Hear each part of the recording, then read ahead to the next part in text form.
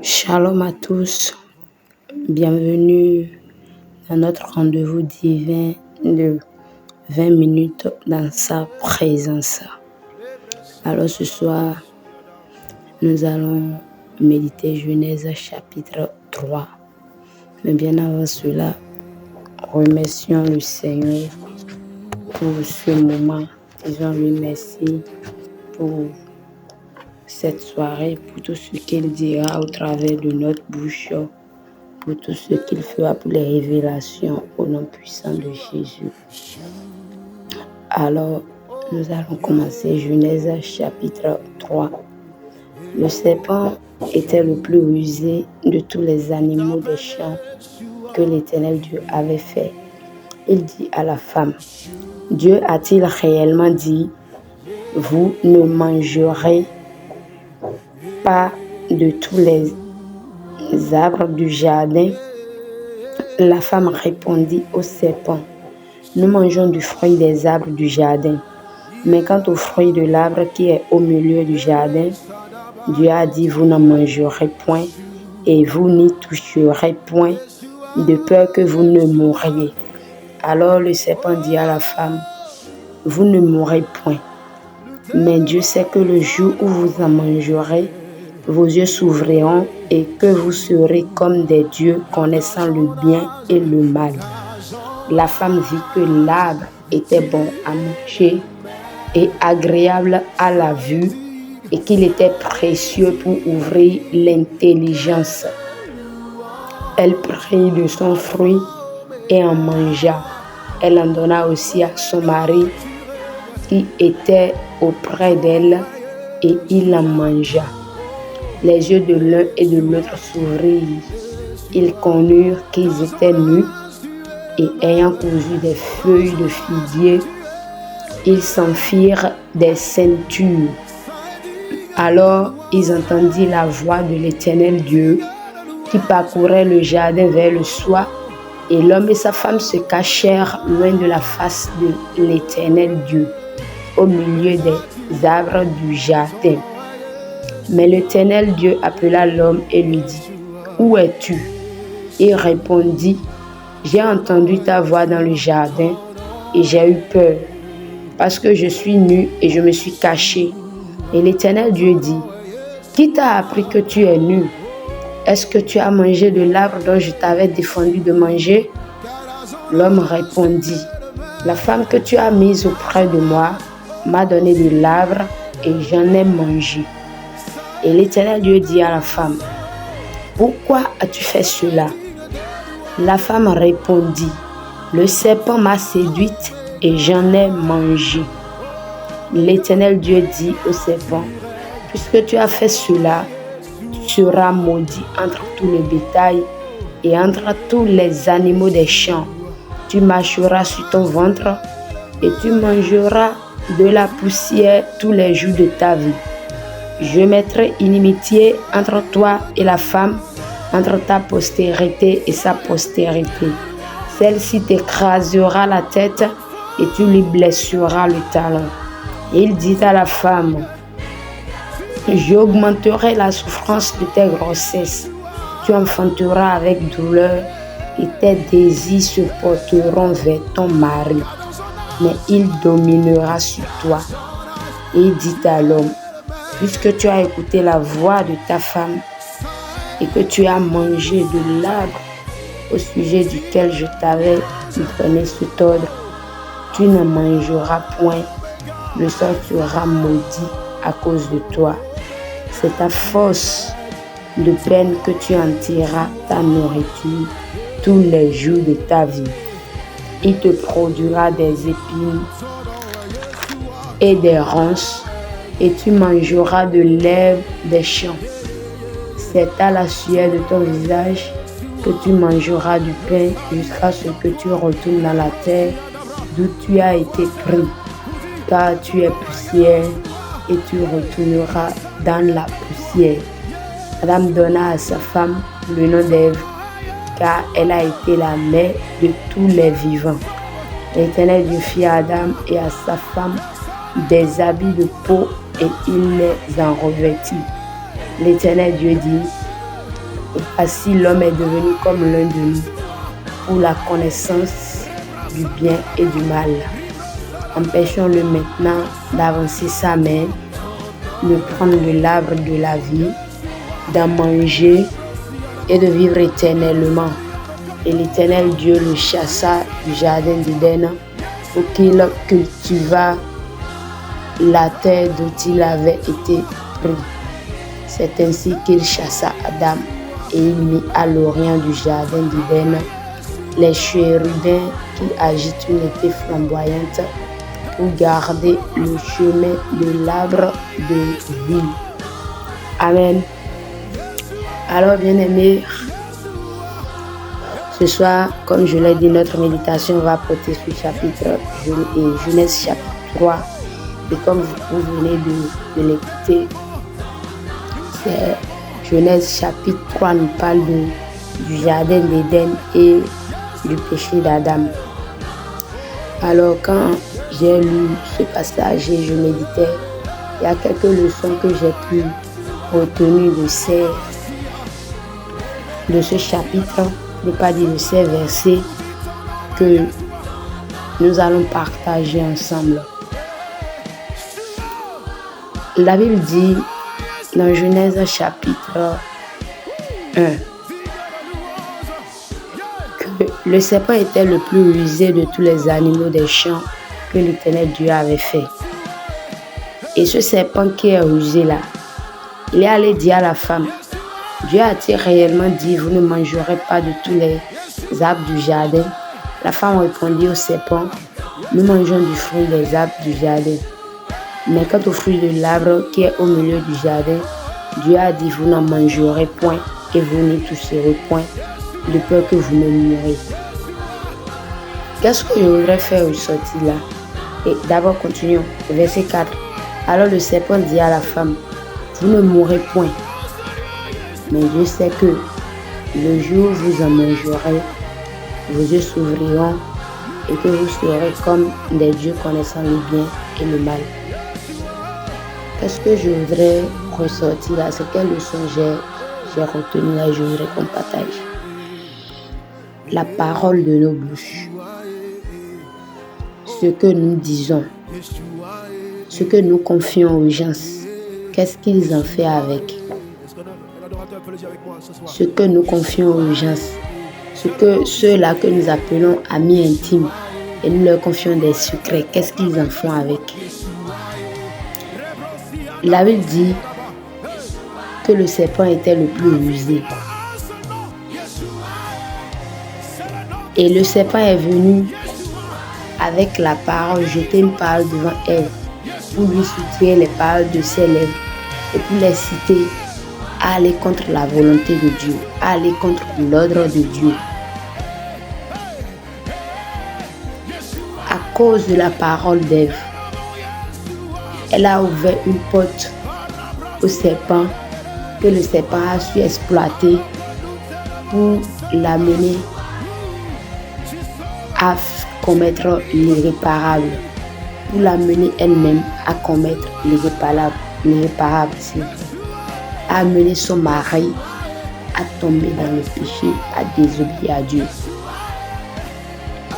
Parfois, nous avons des amis, nous avons des gens qui sont autour de nous, qui sont des loups, mais qui se sont revêtus d'habits d'agneau, qui sont avec nous, qui se disent nos amis et qui nous parlent.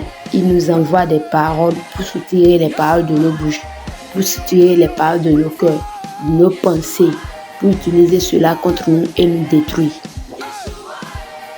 Le diable savait que s'il allait, c'est-à-dire le serpent savait que s'il allait vers la femme et qu'il lui disait ça, la femme allait lui ouvrir son cœur et lui dire ce qu'il en est. Et il allait l'utiliser contre elle pour les amener à désobéir à Dieu. Parce que le serpent, sa mission était de détruire la terre.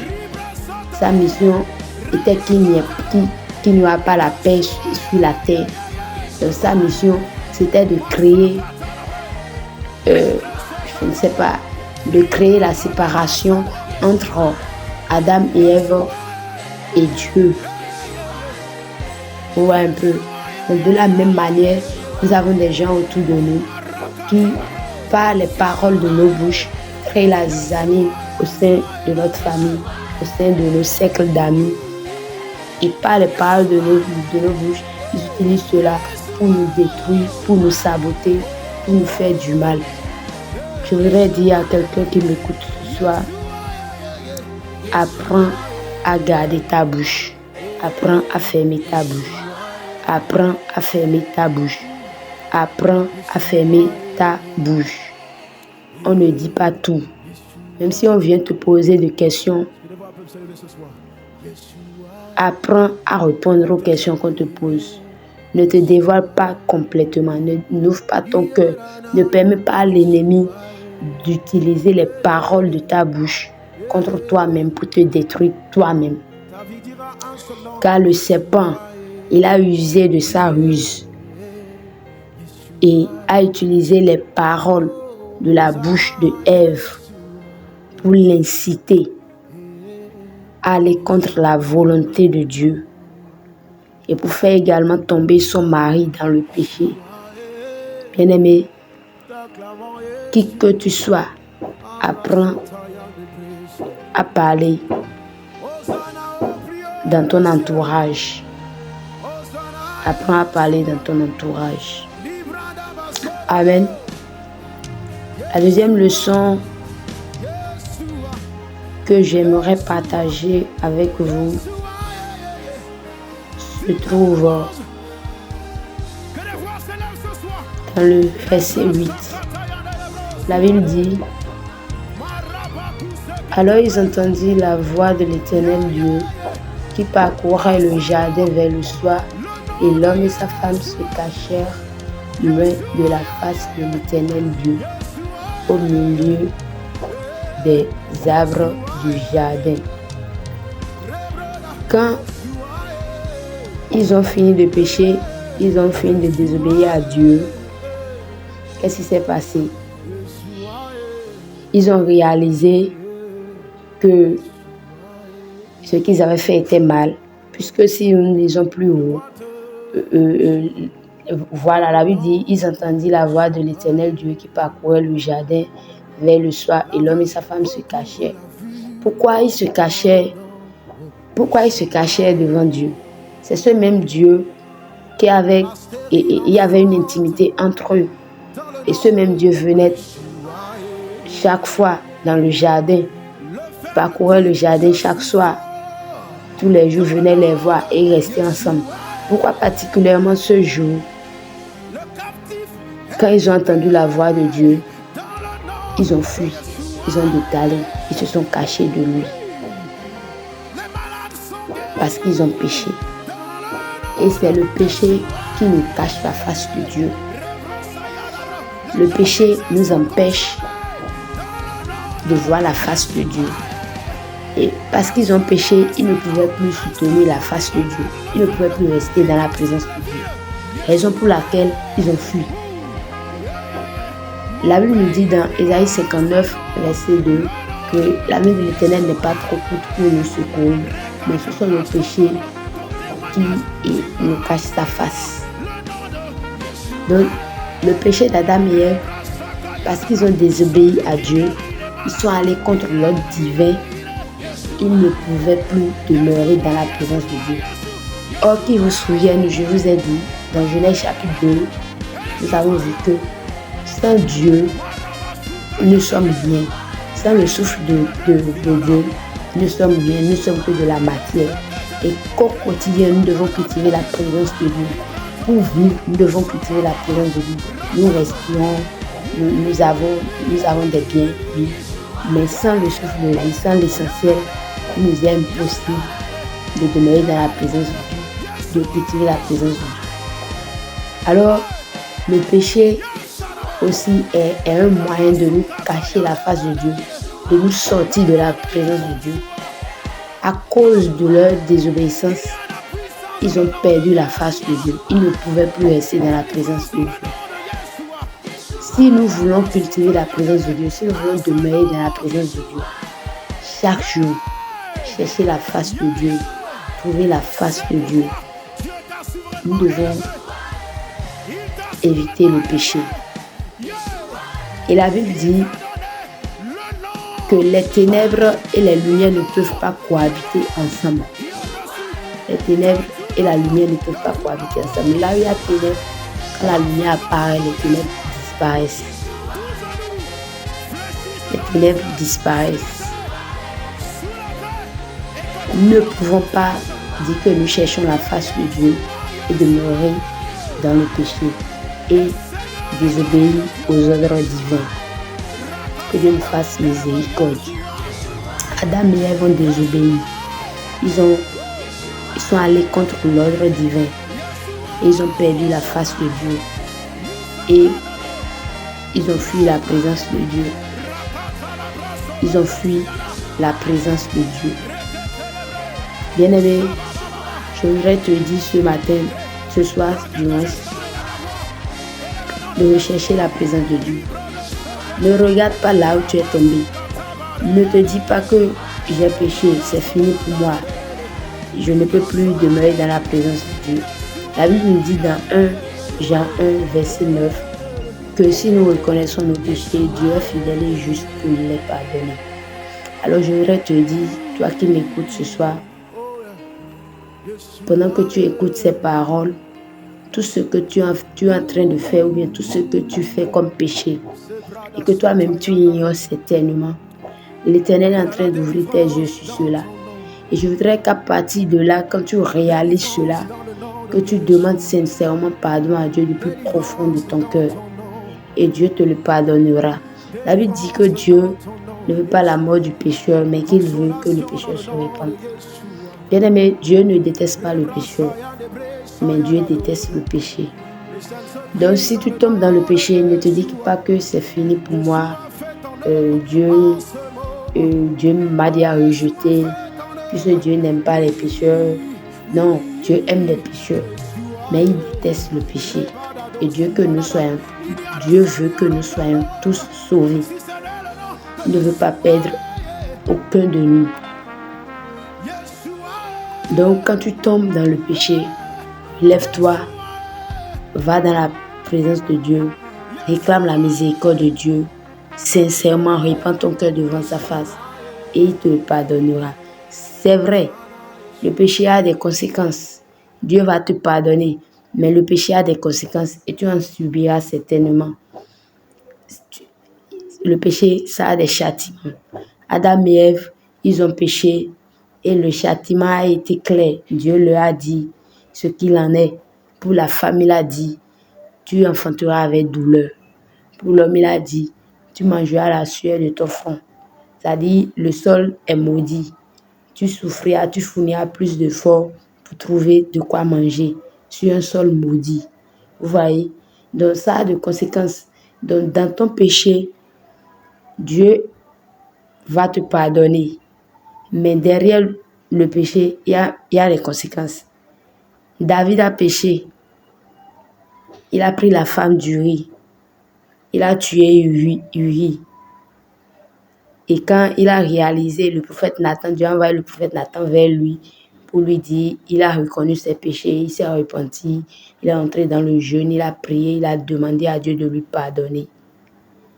Dieu lui a pardonné, mais il a payé, les conséquences ont été là. Le fils que Bathsheba lui a donné, leur premier fils, il est né, il est décédé.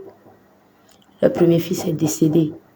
Donc je voudrais te dire, ne t'attarde pas sur ton péché. Quand tu réalises que tu pêches, lève-toi, implore la miséricorde de Dieu du plus profond de ton cœur, sincèrement, avec un cœur vraiment brisé. Viens devant la face de Dieu et réclame ta miséricorde. Ne fuis pas ça, ne fuis pas. Mais plutôt recherche la miséricorde de Dieu et Dieu te pardonnera.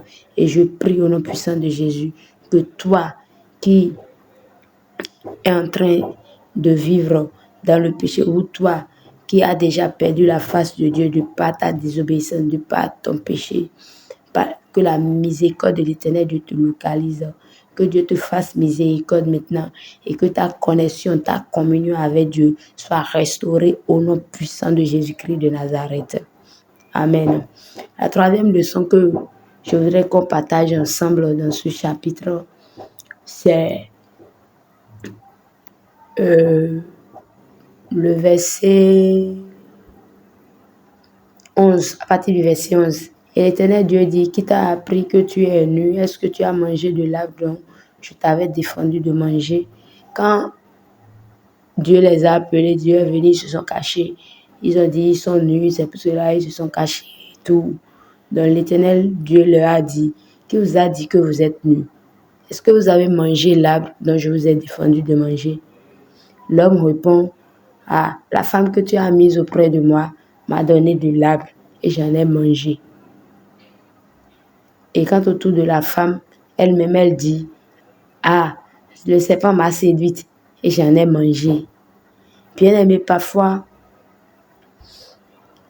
quand nous tombons, quand nous commettons des erreurs, ayons la décence de reconnaître nos torts. Prenons nos responsabilités face à nos erreurs. Parce que la Bible dit que Dieu a demandé si vous avez mangé de l'arbre. Et l'homme dit, c'est la femme qui m'a donné à manger. La femme ne l'a pas forcé à manger. Il a mangé parce qu'il a voulu manger cela. La femme, certes, lui a dit, moi j'ai mangé. C'est agréable à manger, c'est bon. J'ai aimé. Est-ce que tu ne vas pas goûter? Et la femme ne l'a pas dit, forcé, il faut manger. Si tu ne manges pas là, on va divorcer. Je ne serai plus ta femme, nanani, nanana. Non. Mais il a fait le choix de suivre sa femme sur le chemin du péché. Et lui-même a commis l'irréparable. Il a mangé ça. Maintenant, il vient dire à Dieu que c'est la femme que tu as mise à mon côté qui m'a donné, j'en ai mangé. La femme ne l'a pas forcé. Ayons la décence de reconnaître nos torts. Ayons la décence de reconnaître nos péchés. Assumons nos responsabilités. Ne cherchons pas de bouc émissaire. Quand tu tombes, relève-toi. Reconnais que tu es tombé. Réclame la miséricorde de Dieu. Sors de là et avance. Ça demande une grande humilité. Si tu n'as pas cette humilité, tu ne peux pas reconnaître ton tort. Reconnais que tu as péché. La femme aussi dit, c'est le serpent. Le serpent ne lui a pas demandé d'aller prendre et de manger. C'est elle-même qui a ouvert la porte. Elle a ouvert la porte. Elle a ouvert la porte. Et le diable, le serpent a exploité. Et a semé ce qu'il doit semer pour l'inciter à aller manger. Le serpent n'a jamais gardé sa main pour aller cueillir le fruit, pour l'amener à manger cela. Donc je voudrais te dire, face à tes actes, face à tes paroles, même si ça détruit, même si tu commets des erreurs, prends tes responsabilités, assume tes responsabilités. Ne cherche pas de bouc émissaire, ne cherche pas sur qui déverser la faute, sur qui remettre la faute.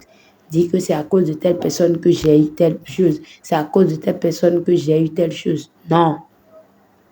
Assume tes erreurs. Assume tes erreurs. Et je prie que Dieu nous accorde la grâce d'assumer nos erreurs quand nous sommes face à l'heure, d'assumer nos responsabilités, d'assumer nos erreurs quand nous faisons mal, de ne pas chercher des boucs émissaires. Parce qu'à force de reconnaître, d'assumer tes erreurs, ça t'amène à changer. Ça t'amène à réaliser que tiens, j'ai mal fait. Et en cela, tu changes. Tu prends la décision de ne plus commettre l'erreur là et tu sors de là. Mais quand tu ne réalises pas que tiens, c'est de ma faute, c'est de ma responsabilité, que telle chose est comme ceci, tu ne peux pas sortir de là. Si toujours, ce sont toujours les autres qui sont les problèmes et que tu ne reconnais pas toi, ton problème, tu ne reconnais pas tes erreurs, tu ne peux pas sortir de là. Tu vas toujours commettre les mêmes erreurs. Tu vas toujours chercher de bouc émissaire là où tu commets des erreurs. Mais quand tu réalises que, tiens, ce que j'ai fait, c'est mauvais, ça t'amène à prendre la décision de ne plus tomber là, de ne plus commettre ces erreurs-là. Et ça t'amène à grandir en fait. de dépasser certaines choses. Que Dieu nous accorde cette grâce au nom de Jésus. Je prie au nom puissant de Jésus que l'Éternel Dieu nous accorde la grâce de fermer nos bouches. Là, nous ne devons pas l'ouvrir. Là, nous ne devons pas parler. Que l'Éternel nous accorde la grâce de fermer. Car beaucoup sont ceux-là qui cherchent la parole de nos bouches pour nous nuire à nos vies, pour détruire nos vies. Beaucoup de nos amis, dans nos cercles d'amis, sont avec nous. Non pas parce qu'ils nous aiment, mais parce qu'ils cherchent un faux pas. Ils cherchent à ce que tu ouvres ta bouche et que tu leur donnes seulement un indice. Tu leur ouvres seulement la porte pour qu'ils exploitent contre toi et te faire subir la vie, et te faire souffrir et te détruire. Je prie au nom puissant de Jésus que là où tu ne dois pas parler, que l'Éternel Dieu ferme ta bouche au nom puissant de Jésus. Que l'Éternel ferme ta bouche, que l'Éternel mette une garde à ta bouche au nom puissant de Jésus-Christ de Nazareth. Et je prie au nom puissant de Jésus-Christ de Nazareth que l'Éternel nous accorde la grâce de l'obéissance. La grâce au Seigneur de l'obéissance, de respecter la parole de Dieu, l'ordre divin, de ne pas nous laisser emporter, pas tout ce qui se passe autour de nous et de désobéir à la parole de Dieu. Que l'Éternel nous accorde cette grâce-là au nom puissant de Jésus-Christ de Nazareth. Amen. Merci Seigneur, merci Adonai, merci Roi des Rois, merci Papa, merci Jésus pour ce moment, merci pour la parole révélée, merci pour la parole qui libère maintenant quelqu'un, au nom de Jésus-Christ de Nazareth. Merci Seigneur. Demeurez abondamment bénis et à très bientôt pour Genèse chapitre 4. Amen.